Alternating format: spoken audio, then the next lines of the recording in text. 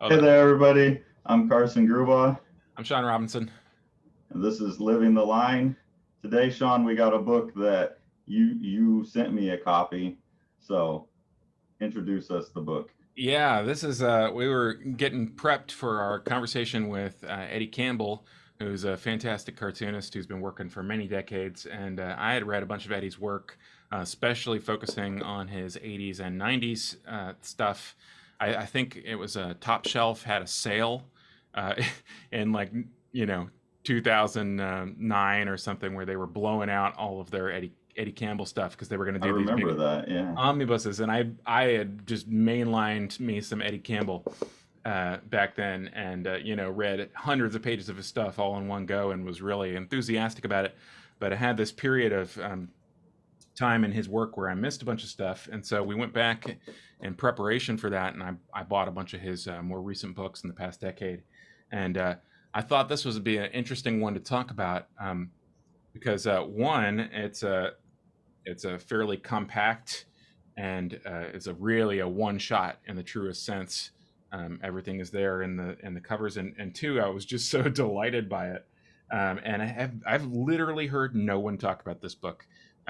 It's called The Playwright, and it's a collaboration with Daren White, and Eddie and Daren worked on this. I believe that Daren White wrote the text and Eddie did the illustration. So uh, the thing about it that's a little interesting to me is that the tone wise it seems closer to Eddie's solo work by himself in terms of a sort of humorous tone, but also a sort of slice of life type of tone. A lot of the stuff that he's illustrated for other people is can wander far afield, and like especially like the Alan Moore collaboration from Hell is a very intense uh,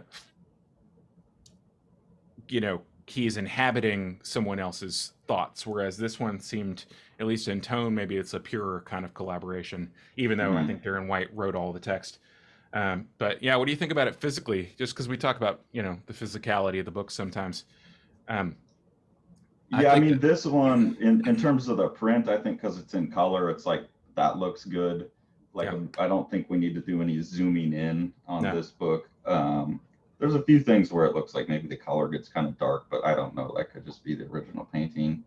I like, and something that I thought was curious about the book is it's set up for, it almost looks like this was a newspaper strip that right, came out at daily. Like I could easily see this book having been put together like too tall or three tall to be like a 9 panel page and look more like a standard comic. So I'm curious what your thoughts on that formatting is, because when you get into the story, it doesn't have the typical strip like beginning and payoff format. It is a very straightforward story. So I was yeah, curious about that. But yeah, the book, it's from Top Shelf and Knockabout. I believe Knockabout would be the English, the UK release. They always handle the UK stuff. hmm Um, yeah, nice stitch bound book. and it's a I love the horizontal format myself. This is a lot more common of a format in the a century ago. I don't know exactly why this is sort of fallen out of favor. It might be economics.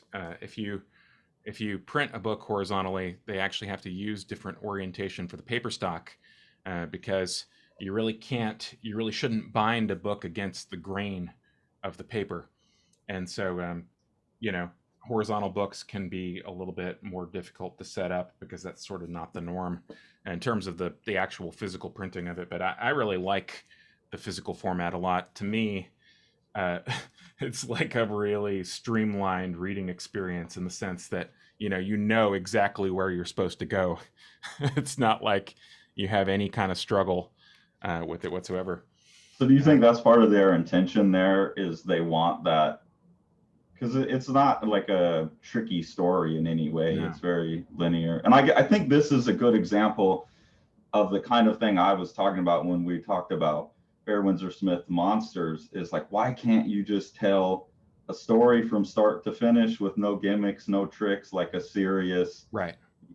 adult experience, the real life experience, without the need for um, jumping back and forth between different periods in the person's life, or Right. without some kind of superheroes or science fiction or something. So I was really glad you sent me this one. It's like, hey, let's talk about this, because it's like, yes, okay, this is the kind of stuff that as I turn into a cranky old man, and I think talking to Eddie at the ALA, he seemed to have that wizened old man thing going Right. on, you know, where he's at that period in life where he's considering death really obsessively. And Well, like, yeah, I want more work like that. You know, you can make a good, impactful story without gimmicks. Whether that sells a lot ever, I don't know, but yeah, it's interesting. I have this thing when we talk about something that to me seems largely unknown.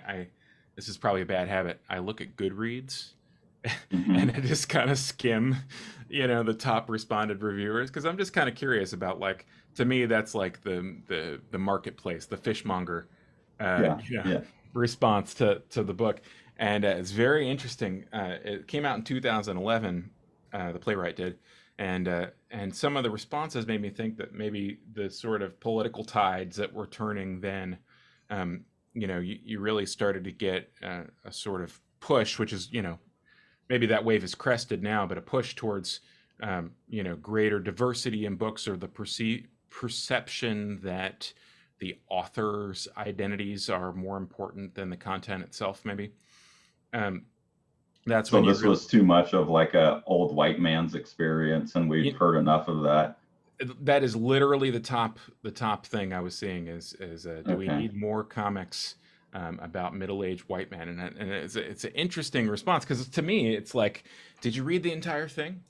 Because I mean, this guy is comfortable. Well, maybe we should save it through for the page through that we're going to do. But to me, the viewpoint character is, um, you know, it's interesting because the book takes a look at the titular playwright, Yeah. um, who is unnamed as far as I know, as far as I can recall throughout the entire Yeah, book. he's always called the playwright, and everyone is.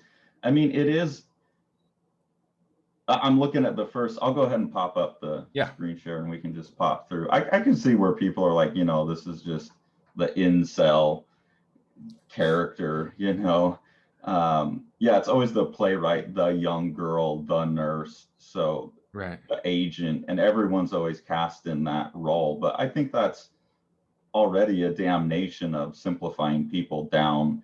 And that's something really later in the book, towards the end, that I want to talk about quite a bit, is his over identification throughout the story as the As the playwright. playwright. Yeah. Yeah. So it's interesting, and the other name that I saw when I was looking at sort of what's the typical reviews out there, people mentioned Dan Klaus, and I thought that was a very interesting contrast to the early short stories of Dan Klaus, where you have a person who's held up for analysis, and it's always at a remove, and it's usually for ridicule.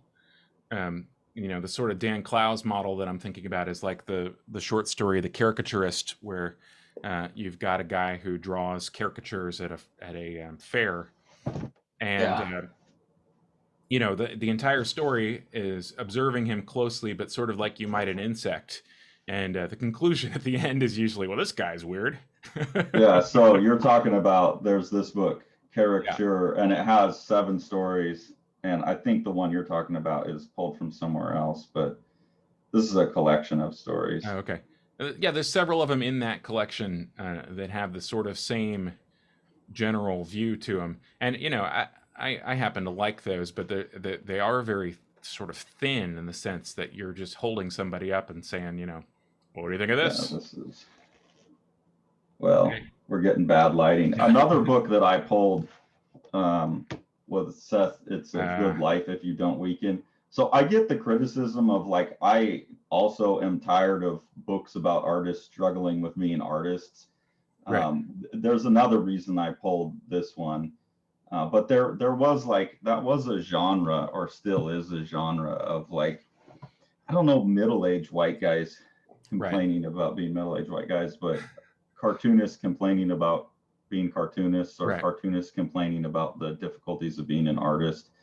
Right. Um, But it's like, they haven't lived enough life to talk about something else. But I feel like this one's a little bit different. Oh yeah, what I think if the book is addressing the trope, it's to subvert it in the sense that, you know, you hold this guy up, and but the rather than ridiculing him throughout the entire thing, by the entire thing, you feel like you get a very thorough understanding of this guy. And it's funny. The book itself is very, very funny, and yet you don't have this sort of. There's not an emptiness to the inside of it, to me anyway. Yeah. So I'm gonna read this dialogue because I think it would be a great one-act play. The playwright often considers other people who, along with him, employ public transport. The young girl opposite is wearing a rather fetching white cotton blouse. Marks and Spencer's by the look of it. But of course, we're moving in on our breasts the whole time. Yeah. She probably, which again would be like where the critics are like, you're just sexualizing women. But, you know, there are people out there that do this. Like, it doesn't help to ignore it. Right. It's interesting that would be a verboten topic. Like, have you met any men? Yeah, you're not celebrating it here. That it is a criticism of his behavior. But the thing I was talking about in 2011, that sort of move towards this is the idea of if someone is your viewpoint character, are you by definition celebrating them, or are you saying something about them? You know, she probably bought it when she got her first job. The thing is, she's put on a bit of weight since then. You can see where the buttons are starting to pull across the chest. Two lovely, big juicy dumplings trying to break out and brighten up the day. The playwright's first impulse is to head straight home and lock himself in the bathroom for 5 minutes. But he calms down. He calms himself and makes a mental note to save her for later. Which is disgusting. Yeah, like put it in the spank bank. The playwright feels a mild discomfort as the bus empties and the number of available life partners decreases, until his remaining subject is a dreary middle-aged woman with a bad perm and a shiny forehead. And actually, Sean, I don't know if that's why you scanned this, but I think this is the last panel in the book. I think the zoom of her hair is the last panel. So we'll get to that, because I think there's actually something there where this guy is, he's like young enough to where he still thinks he can get with the young sexy woman when he really can't. You know, the old lady's like too old. Right. As he goes through the book and actually settles down with someone more his age. Right. I think that's what the last panel of the book is. I don't know. I scanned that. We'll take a look at it. I think you are 100% correct. That is fantastic. I had not noticed that was the particular one. I had wondered about that mystery last panel. Yeah. So if you flip back, Carson, to that, there's a great technique that's happening through the book. You and I had discussed whether this was what the purpose is that it's serving, but take a look at this push in between panels 2 and 3 here. And if you notice, that is a literal enlargement, as in the drawing that was made for the second panel there is enlarged, like mechanically enlarged, to make up the third panel. In this case, he does modify it. Like, I was looking at that more closely, and like, this is different here than this. This piece is different there, and he goes and puts more black in, and this gets refined. And so he will like add to the enlargements, which I think is interesting.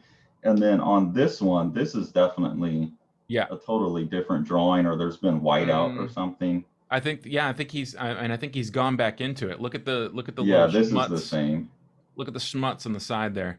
He's gone back in and added to that. So you've got these new eyes on top, and different lips, worked in different features. And it's interesting, like, if you showed me that one on the right there and asked me to recreate that, I would have a hard time deciding how to make those marks. But the super enlargement gives you something really fascinating, especially with the color worked in on top of that. Well, and if he originally drew it this size or smaller, then the weirdness of the marks,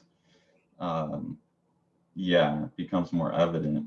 And it was interesting later in the book how his fine lines will butt up against. I feel like it's integrated better earlier in the book. Later in the book, I noticed where the fine lines go in more. Yeah, Um, that drawing is actually the drawing of him is from the establishing shot. So it's on the page that we didn't scan, unfortunately, oh, okay. but it's much smaller. Uh, Yeah. and so he's just developed these, and it's interesting. You know, the first time I seen this particular technique was in Form and Void, which is the Yeah. 12th or 13th Cerebus volume. And in the case of the Cerebus volume, it seems like the purpose seems to be that when you get up close into something, it dissolves almost. It becomes disorganized. Um, and in the case here, I mean, it seems like it has a different kind of thematic resonance. I'm not sure exactly what it is. We had tried out a few different things, but maybe we should table that for a little bit. But it's visually quite striking to The me. first time I noticed it, I think, was in this scene. There was one other scene too where they zoom in on him, um, and it created a sense of disconnect from the surround. Like that's him in the situation, and then when you zoom in on his face, it really seems to remove him from the situation. So that's the one thematic thing I took from it. The other thing is just, it's like it makes your job as an artist maybe easier. I don't know, Yeah. maybe harder having to go in and revise them. But It's interesting. It's a different kind of thing. But then he's also a playwright, and you know he spends so much of the book observing the people around him that I think that it gives it another different kind of aspect to it. I think it's worth noting too, like the integration of the text. If you go back to that last page, uh, the integration of the text and illustration is really interesting. Like here it's sort of subverting what you might think of as the main thrust of that. The number of available life partners decreases. So he's having a sexual uh, fantasy about the girl that's sitting across from him, but his actual interior fantasy here is being at a hospital when somebody's just given birth and holding somebody's hand. yeah. Which I thought was a really kind of touching. I don't think you would ever see that if this was a Dan Clowes, short story. No, and that's where I think it sets itself apart from all those other ones, because there is a certain genre of like young horny cartoonists who can't get laid running around complaining about not being able to get laid, and I've never liked those works very much, and I get more and more tired of them as I go. So I could get on a surface read why people would associate with that and then just check out, but it's Right. unfair because they haven't given the book the full read. Right. That's something else that while I was reading the book, there's so few of these moments where he actually cuts against the text. I wondered if it was a piece of prose ahead of time, because I also pretty much am always going to be tempted to put a comic down very early on in the book if it feels too much like it's just a piece of prose with some unnecessary illustrations. And this one oftentimes felt like I didn't need the pictures for most of it. So that was something I was struggling with throughout the book. Like, the playwright makes a monthly visit to his agent's office. His success over the years has made him an important client, and he feels that occasional lunches at least he deserves.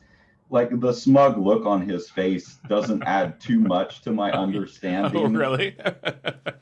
Not at all. Like, I love that look.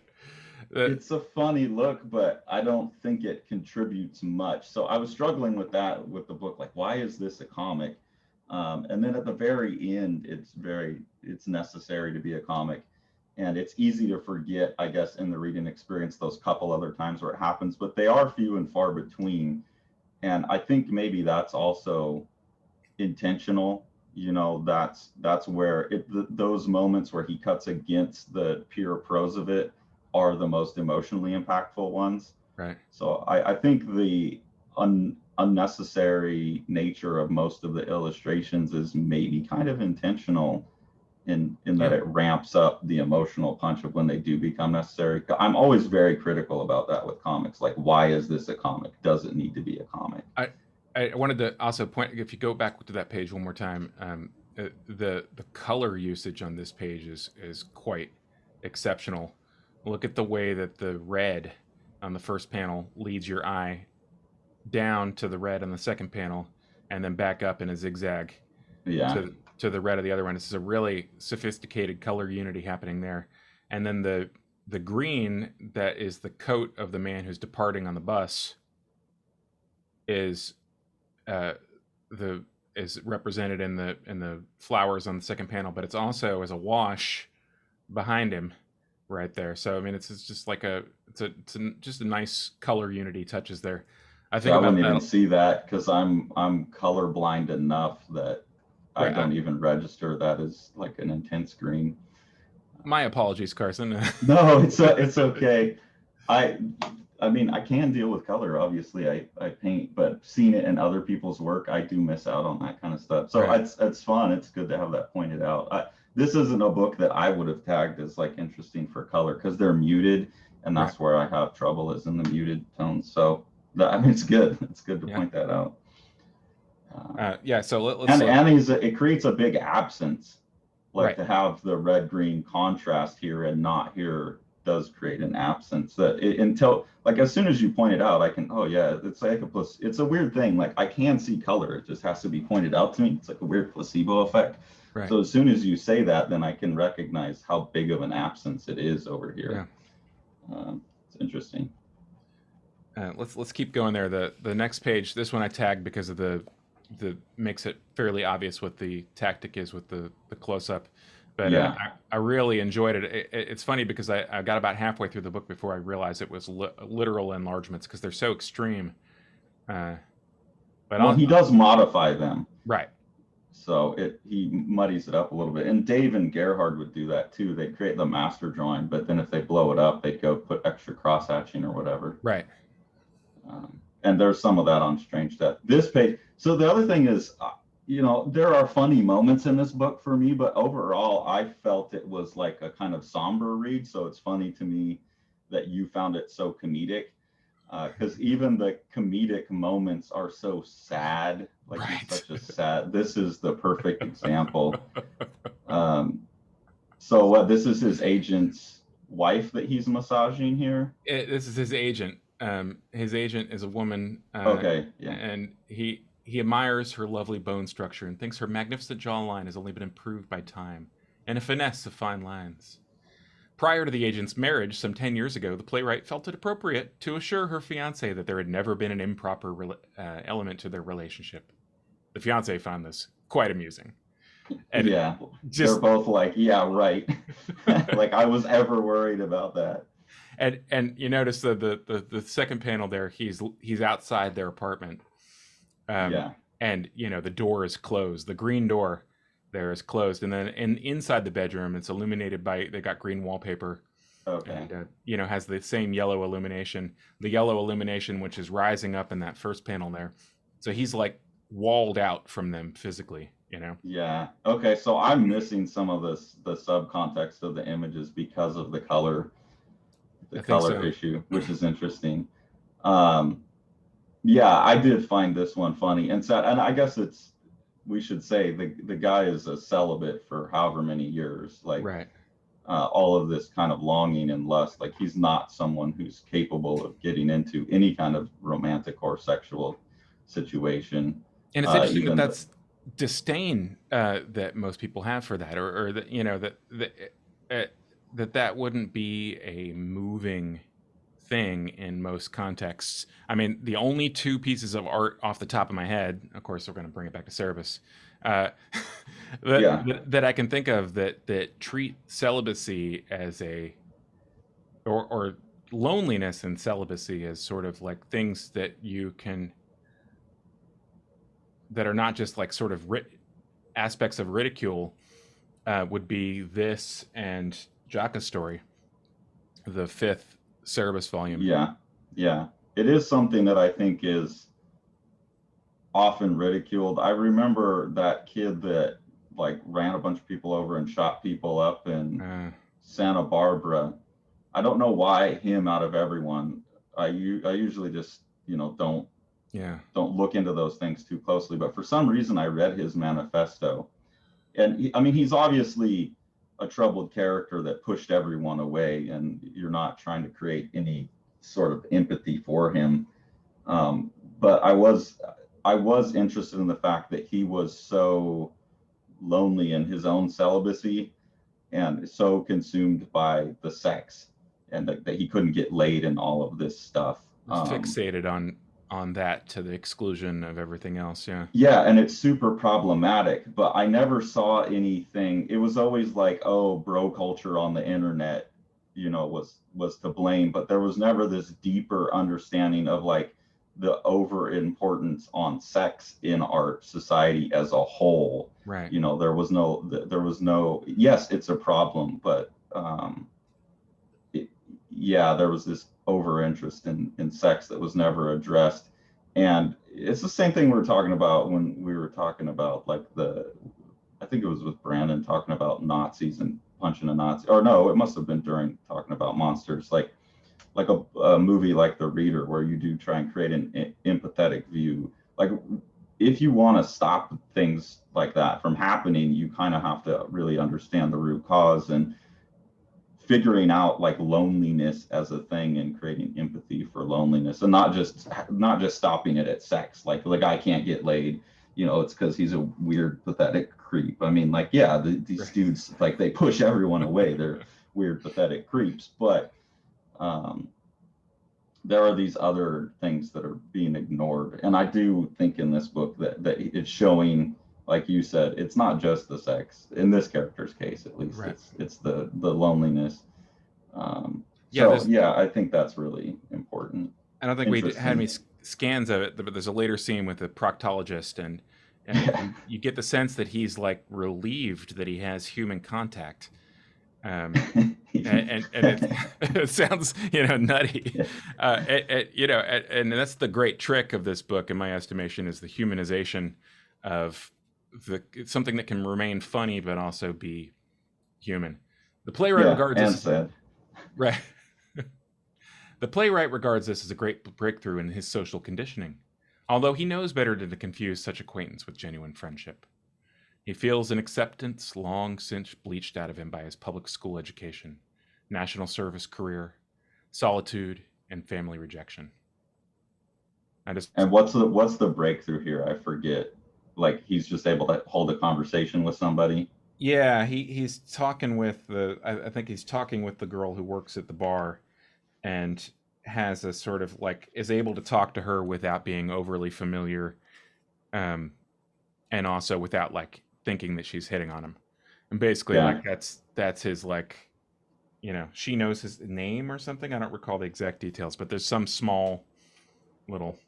But he's able to make like an actual genuine human connection without ruining it by over sexualizing her or something. Right. Yeah, and that's another thing that gets looked over in the conversation a lot of times these days, it seems, especially with the rise in autism. Me probably being someone who would have been tagged at the very low end of the autism spectrum, if they would have had that when I was a kid, and just dealing with a lot of students and stuff who are on the spectrum. Like, social interaction is very, very hard. And when you get thrown into those situations that our society creates, where you overemphasize the sexuality, there's a lot of pressure put on that. And I know that socialization, like, I get it's a great breakthrough in his social conditioning. And this is happening in his late 30s, early 40s. Like, it was a game I had to learn. And that was very difficult for me. There's a set of rules that don't make sense to social interaction. So, and this guy is so down and focused on his art as a playwright. He's a very successful playwright, but completely unsuccessful at personal relationships. That's the main story in the book. He's an observer, and he is extremely skilled at looking at the things around him and taking them and synthesizing them into something that other people can understand. But that doesn't mean that he personally is capable of having those kinds of interactions in a successful way. They talk about it's the glimpses that we get of his art almost exclusively are based on his observation of other people. They talk about how he wrote a book about growing up with a retarded brother, and then we find out that his brother is retarded. And there's this sort of willingness to use other people as, part of the grist for the mill. Well, the other thing is when you're doing any kind of art, you can't get a full picture of anyone other than even yourself. You can't get it all out there. So that everyone is referred to as the playwright, the nurse.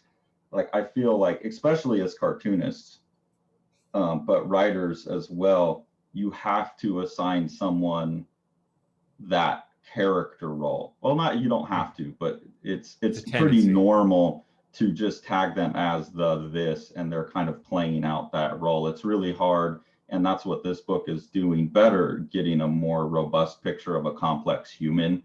It's very easy. So his character, I would assume, is interacting with the world, and this is, I think my experience for a long time too, is you just the easiest way to navigate social situations is to find types, and you over time you say, okay, well, I've encountered this type a bunch, and so this is how you deal with it. So he's over typifying people, and then in this situation maybe he's seen and this is something I really want to point out later on in the book, because it's something that meant a lot to me in my own life, when I was treated not just as the artist for the first time in my life. So that's something too. And again, coming from like the autism perspective, like part of the training there is you just give them emojis, and you're trying to get them to recognize emotions, right? This is happy, this is sad. And right. So you're dealing with a brain that is based on very strict categories. And things don't always fit easily into those categories. So a playwright would be a perfect person for that. And Dave, actually, his work is so, like, there's those scenes in Cerebus where he'll break down, like, she said this and this is what it means, and he said this and this. And sometimes you can get so good at thinking you understand the nuance of a situation based on categories that you're always at a remove for it. You're never embedded in it. Right. So that's maybe happening in this book too. He's going to the proctologist. Right. You wanted this one scanned. Yeah, I find the drawing on the right there to be really moving. I think part of it is the color usage again, and we've got this very pink face and the flush that he's got, but also it's the sort of broken quality that you get by having that extreme enlargement. Let's see that the one on the left is from the panel in the middle, and he's added some lines to the face there and carved away the lady's hair. This is what I noticed later in the book, the thin lines cutting against the thick lines. It's like he kind of figured that out later. Like the integration was more seamless earlier in the book, and it's almost like Eddie's making it more obvious later in the book. Yeah, I think that's why I picked it up later and not earlier. But something about that drawing right there, and you have this image that will be very moving to me, I think, in a different way without that text. To allow her to perform a rectal examination. Yeah, that's true. The playwright is rendered speechless when she requests that he drop his trousers to allow her to perform a rectal examination.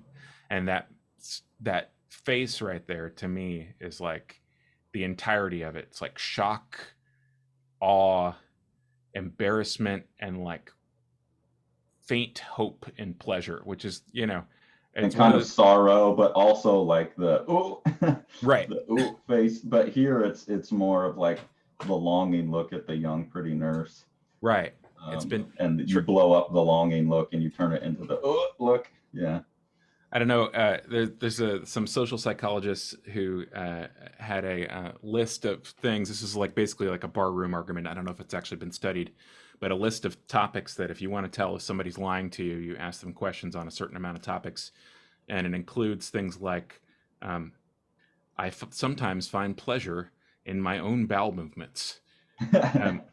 And the gist of the list is that everyone would answer yes to this, were they telling the truth, but almost no one does.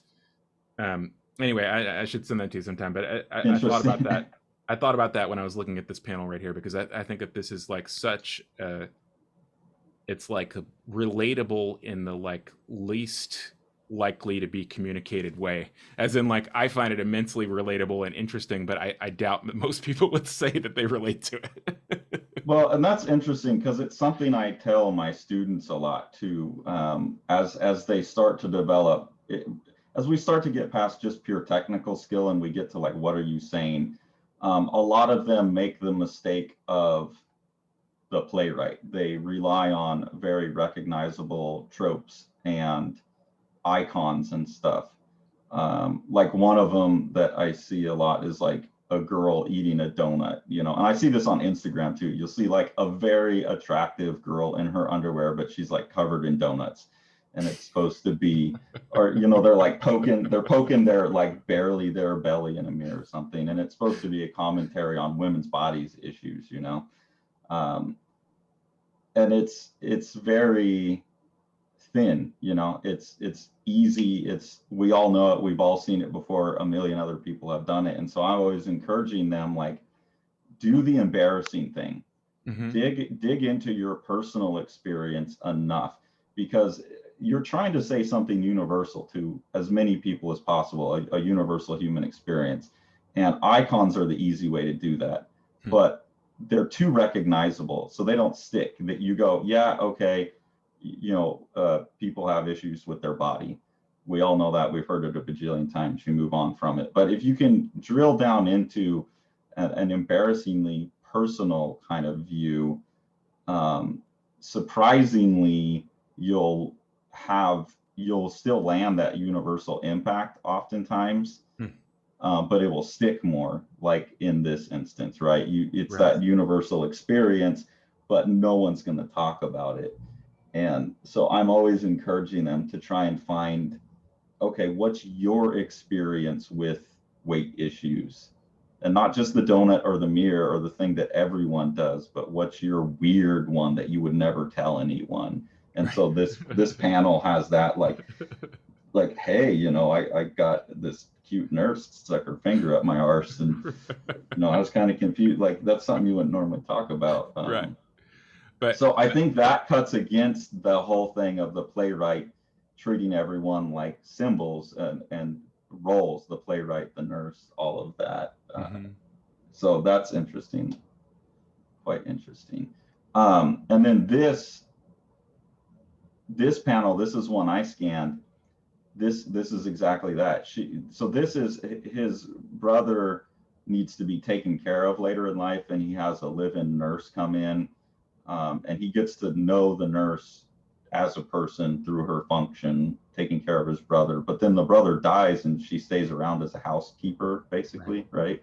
And then they form a relationship. And as he becomes more satisfied in his personal life, his artistic production dwindles, or it's not as important to him. And so she is not concerned that the time he spends writing has recently dwindled, but is aware that his agent is becoming cold towards her as each successive deadline is dismissed. And the thing that touched me about this panel is, I think pretty much every relationship I had until I met Tori, like a romantic relationship, and I would assume not all of my friendships, but definitely my romantic relationships, I think it was always based around my identity as an artist. Like, they valued me as that, and they were really excited about my abilities or something like that. And one of the things I've really appreciated with Tori is she almost kind of like, you would like, she doesn't really care about that part of me. Like, she kind of just is more irked by it. Like, oh, you got to go do a video with Sean. Like, you got like she hasn't even looked. She read You Don't Know Jack, but was kind of like, you know, like she understands, like she does art herself, and she understands my ability and is excited about my accomplishments, but like zero interest in reading what I'm doing. And our interactions don't have anything to do with that part of my identity. And for the first time, I felt like I was actually seen as not the artist, Carson, the artist. And this woman is like, she doesn't care if he's writing or not. She's into him. And I found that really touching, and that obviously is what he needs too. He needs that to be not seen as the playwright, and the agent is treating him as the playwright who must produce and all of that. So this is where the book really started. The end of the book is where I really started to, up until now I was like, okay, it's a good book, I don't know why it's a comic. But this is where it really started to hit me in a lot of very personal spots that mean a lot. Yeah. Yeah, it's interesting that agent, of course, tolerates him because he makes her money. I mean, is what it basically boils down to. And have you been able to hear me the whole time? I just realized my mic was off, and you can still hear me. Uh-huh. That's weird. Maybe your input is your laptop or something. Maybe. I don't know. I hope it's recording. You've been able to hear me though. Okay. Mm-hmm. I just realized the mic wasn't on. Anyways, go ahead. I was just saying that you're right, and that the identity that he has is useful to him, he thinks, in some cases. But what we really see is that it enables him, like you're saying, to be kept at a distance. Like the agent tolerates him because he makes her money. The people who are like his fans, he doesn't have that kind of, he's not able to interact with them normally either. Yeah, or the world at all. Right. And that's a great right there. The playwright once took great pride in the many literary and media awards that he won. But lately, he realizes that many of these awards have probably never even been heard of by the public at large. Yeah, it's like totally. So this is what I personally have been going through over the last, I don't know, maybe 3 or 4 years of my life, struggling with. I felt, especially like before I got this job, I was looking so hard for full-time work because I felt like just the course of my life had allowed me to be a forever teenager. Like that I had been able to, and I always took pride in it early on. Like I figured out how to do what I want, when I want, how I want, why I want, with who I want, when I want, right. All of those were because I wanted to. And that started to be hollow in a way. And you do realize, like, I mean, this last year actually has had the most accomplishments for me in terms of my artistic career. Surprisingly, it's all based on things that I was doing prior to the last year or so, and all the effort I put in then.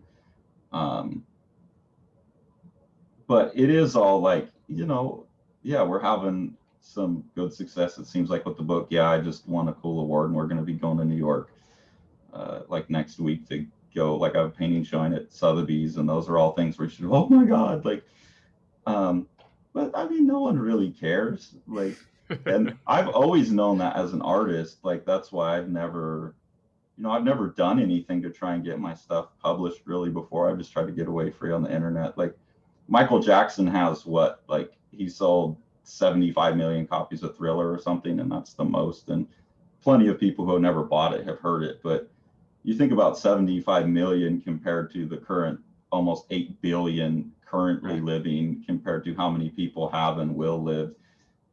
Like, I've always known that, like, that the impact of any one person, Shakespeare, Jesus, Michael Jackson, overall is still pretty limited, and it will all burn up eventually. And that in the end, and I think that's what he's realizing here, like, this over care for the artistic accomplishments have put him at a remove and always been at the cost of the things that really matter. And he doesn't know what that is until he can get past all of the icons and the labels and stuff and have an actual human relationship. And so over the last few years, I've been trying so hard to get a full-time job because I wanted obligation and responsibility.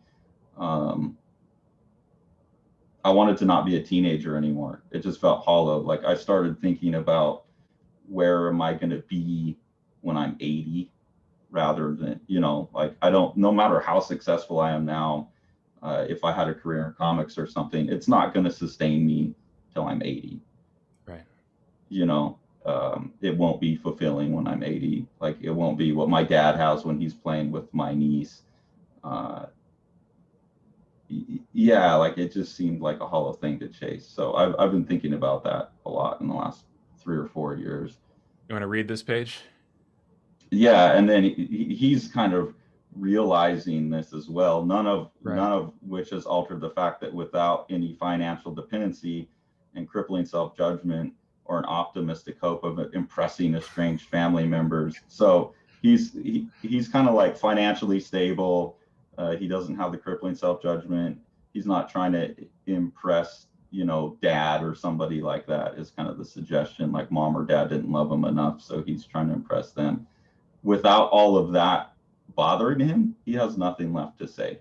Like he has resolved, and this was why I was saying, I think when we were talking to Brandon, I forget, most artists I know that have stuck with it as long as they do have something about reality that bothers them so much that they're compelled to get like obsessed in a sick way to keep making art. And they're using that, and I don't know, I'll be interested to hear your experience, but they're using that to try and address the issue that interest. And it's not always a bad thing. Sometimes it's an interest. Like for the longest time for me, it was the philosophy of information. And there was just so many philosophical questions, and I was using my art to try and solve those questions.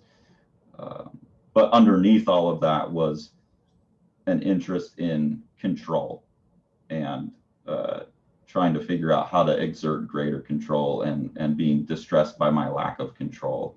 And I always knew that. I was always very intentional about that's what I was doing as an artist. And I think when you go to art school, a really good school is going to get you to realize what that is and then get you to be better at focusing on that thing. But there's never any like trying to get you healed. And I've always wondered that once you resolve the thing, and I feel like for me, a lot of my questions, I finally resolved them to my satisfaction. I do have less to say, at least. I don't know that I have nothing left to say, but I have less to say now because I'm irritated by less. So I'm interested with you, like in your artistic production, do you have that driving force behind, or you seem a little bit happier, like just taking, like someone's going to pay me to draw a face and I enjoy the process of drawing. So I'm curious what your outlook on that is. Yeah, I mean, I've become a lot more utilitarian about it, and part of that is exactly for the reasons that you've mentioned.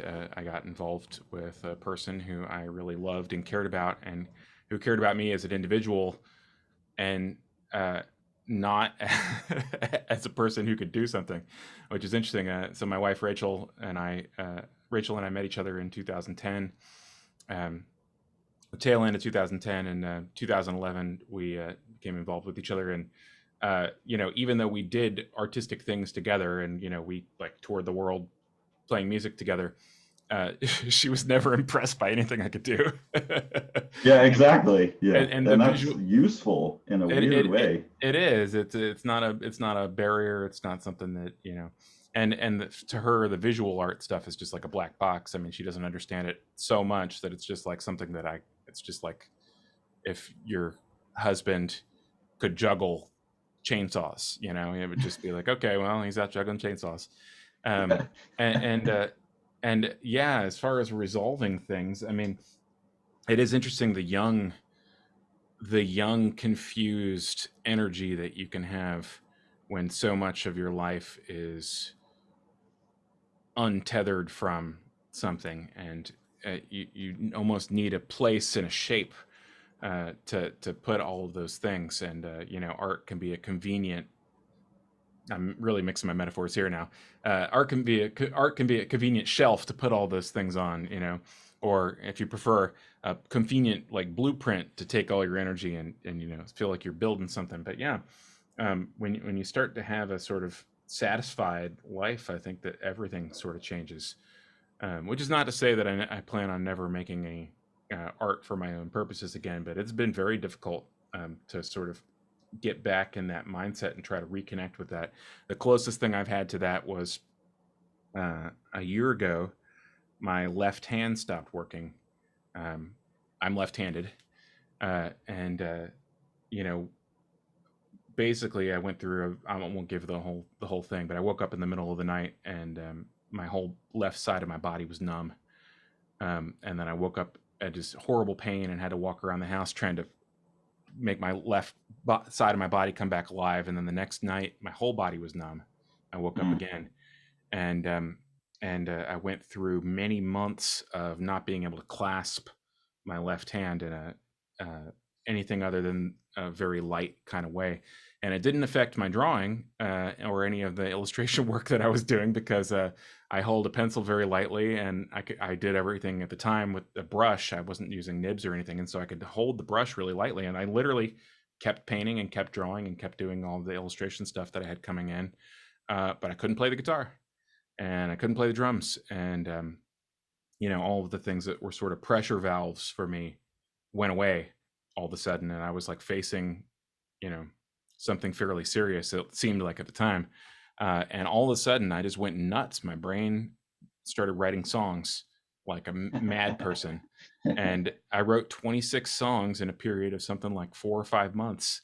Wow. Which is just, I mean, they're as good as any songs I've ever written, and they're as complete. It's not like I just sketched them out. I mean, I completely did it. My process was completely different from any other way I've ever written a song, because I couldn't play an instrument.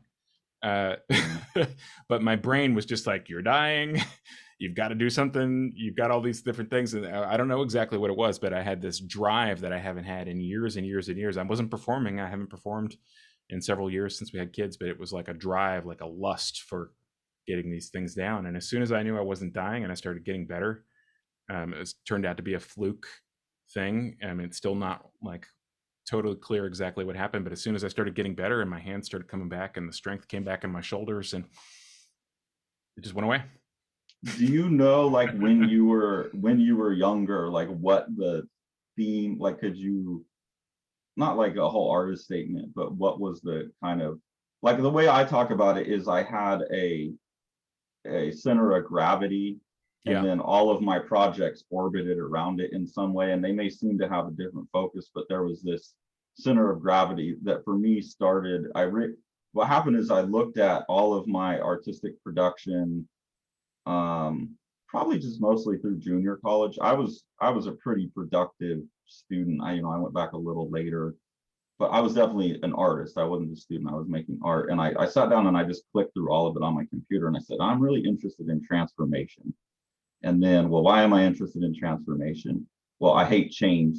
And so I'm trying to figure out transformation so I can take control of it. And then that means that really I'm just interested in control. And then I spent the next 10 or 15 years looking into the philosophy of information, and I won't go into that too much about why, but that was my means of like thinking I had a way to control the world. And I got really interested in a lot of philosophical questions. So like that was the core, kind of at the middle. Did you have something like that early on? And I did, and so much of the stuff that was unconscious production, what I'll call unconscious production, like I'm walking through a hallway and I feel some kind of feeling and I immediately have a song like tumble out. So much of my unconscious production was involved with a particular set of questions, and I mean, I don't think it's too extreme to call it trauma that I had in my young adult life.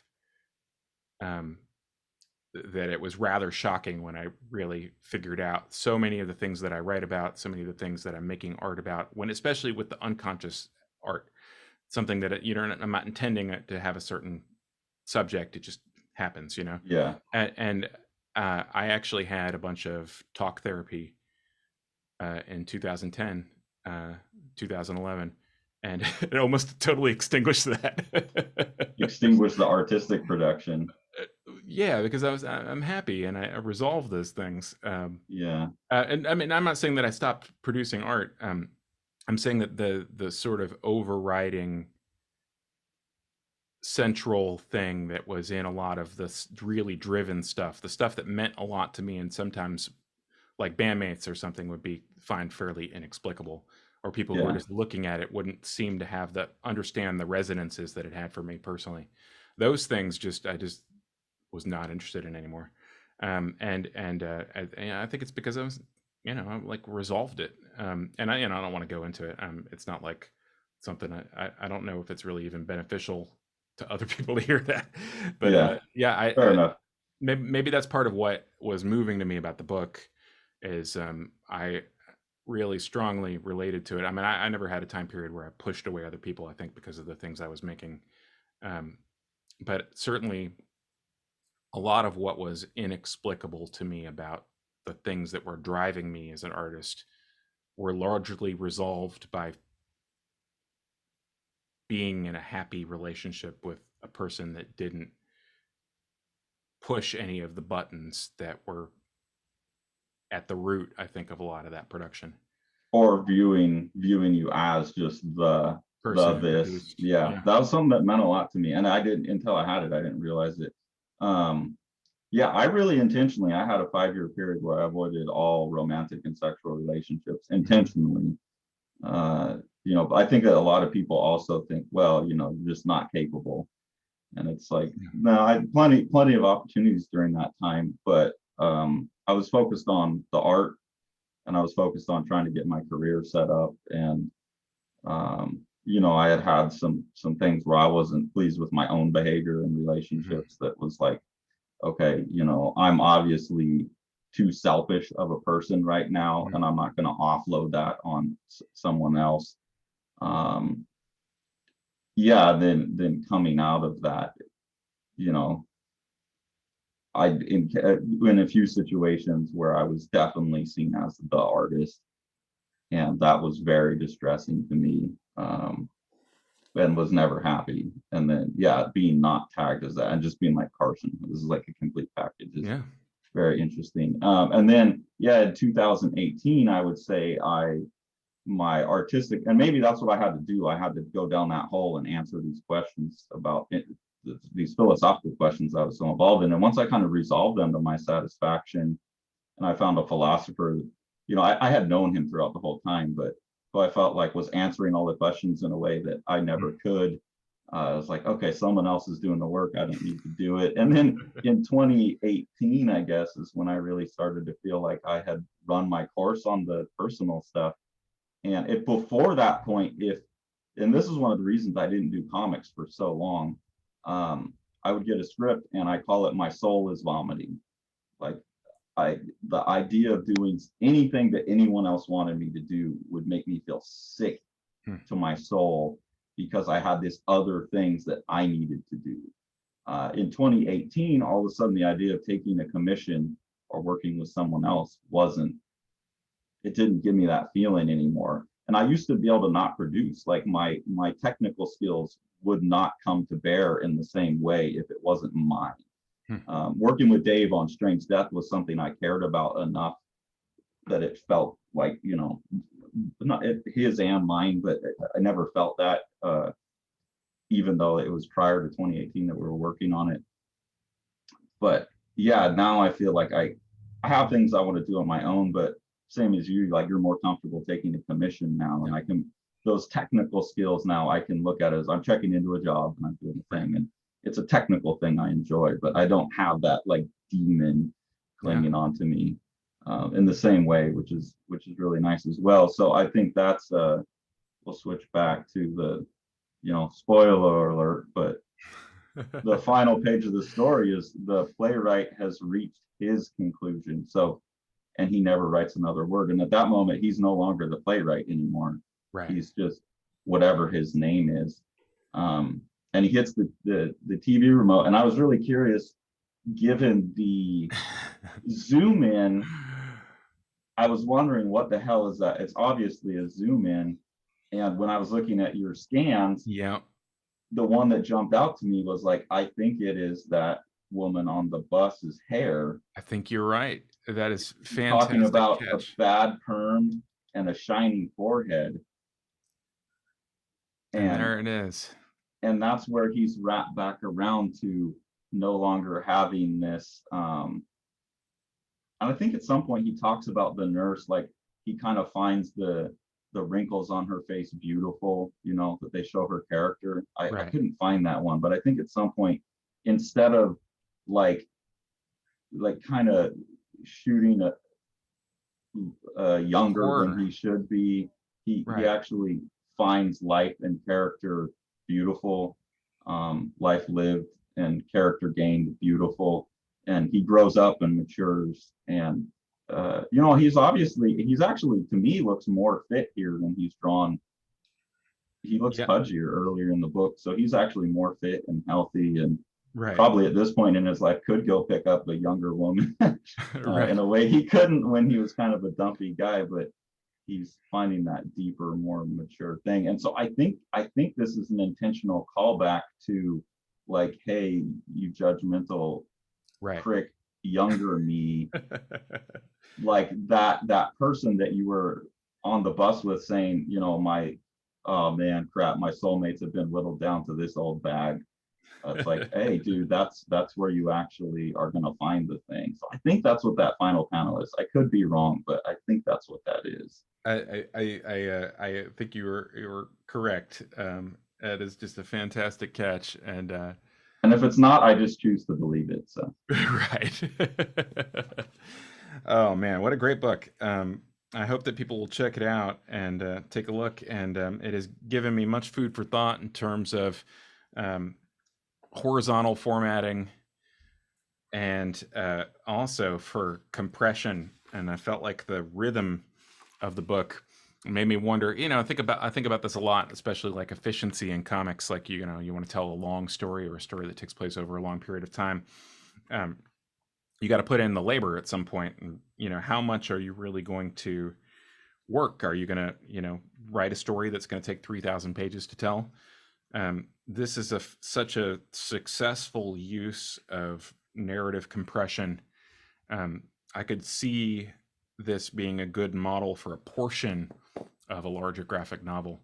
Maybe certain segments of it take place in this sort of more compressed, information-rich, dense narrative style, and then you can have things that are break out and are more of the moment to moment sort of transitions.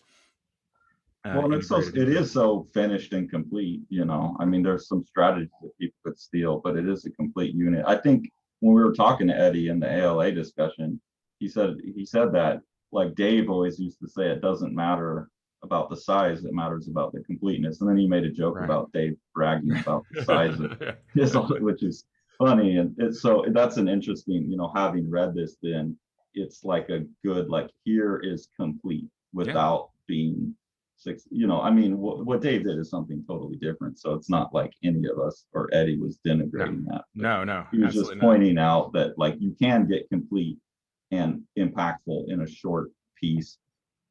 And you can get complete and impactful in a 6,000 pages, and it just depends what you're trying to do. So yeah, I was so grateful that you sent me this book. I was totally unaware of anything Eddie had done past, not From Hell, but he took a couple of Alan Moore's performance pieces and Snakes and Ladders and the Birth Call. And I didn't, I follow what's coming out pretty closely and read all the news, and I've never heard of these books in this period. So it's a real shame. I think out of all the books we've talked about so far, I mean, it should be pretty obvious by the personal nature and, like, the personal revelations that we're going into in this. And we're not really talking much about the art and all of that. Like, this book had a great impact on both of us. And as I get older, like, I really just wish there was more stuff like this. There's no tricks or anything. There's tricks, but it's all personal. It's funny that we're talking about, you said that we're really not talking about the art, because I think that if the story and the integration of the two weren't so good, there are a lot of things that we probably would talk about, like the areas where image becomes increasingly abstract, like this one right here, where he's getting the kiss on the cheek and the drawing just dissolves into like a Paul Klee or something, or like a Miro.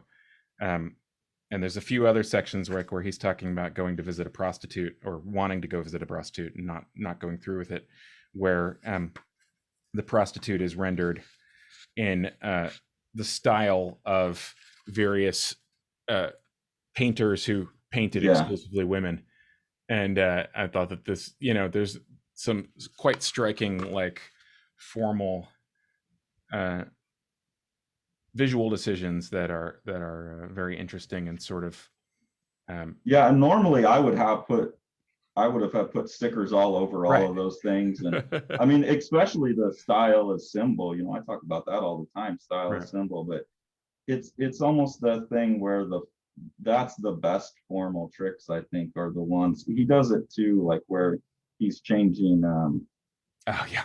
he's changing, yeah, there's a lot of stuff The in there, but costume change. his style and the format of the book and the kind of everything is pretty staged, it is pretty just straight. You don't get too many wild perspective changes and stuff. Um,